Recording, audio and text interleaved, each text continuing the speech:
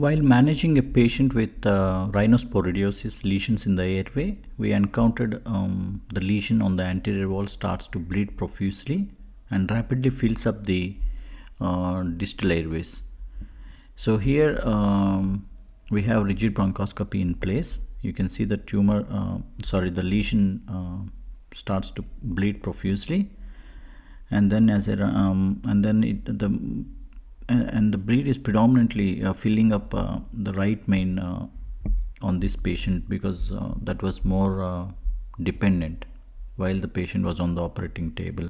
So we discuss how we manage these kind of bleeds, and you can straight away use your rigid bronchoscopy to tamponade the lesion on the anterior wall in case if you have problems with oxygenation or ventilation during the procedure.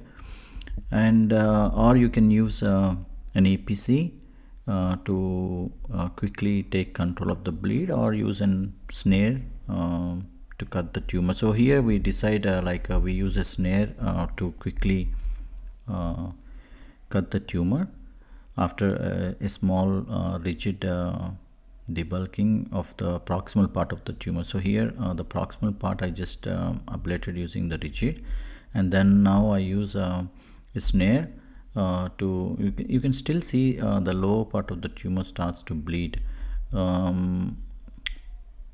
As the lesion is little more proximal in the trachea, and the rigid bronchoscopy is too close to the tumor, so the flexible bronchoscopy flexion is limited, so we just pull the rigid bronchoscopy a little proximal to facilitate proper flexion of the scope, and in a way that helps you to have control of the snare to go to the neck of the tumor lying very anterior.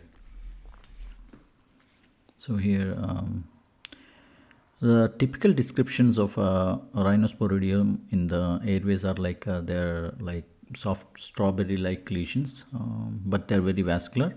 Here, because of the bleeding, you don't notice the morphology, I mean the bronchoscopic morphology. So we cut a part of the tumor using the snare and then go down into the right main bronchus and then suction out the clots that filled up the right main bronchus, the right lower lobe and the middle lobe, and then quickly come back, inspect the lesion, and then use APC now to control the bleeding. And in this patient, usually rhinosporidium lesions are not very localized. They come throughout the tracheal surfaces. So now we just pass an RB APC probe, which is a non-contact form of electrocautery, which is very useful to control surface bleeds like this.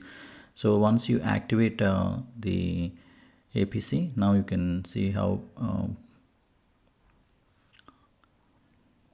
precisely you can just burn the bed of the lesion and then take control of the bleeding. So the principles of APC is you just maintain a little distance from the airway, from the area of your interest, and then activate the pedal that will coagulate. And now as we closely inspect, still the lower part of the lesion continues to bleed, and then we try to use the APC to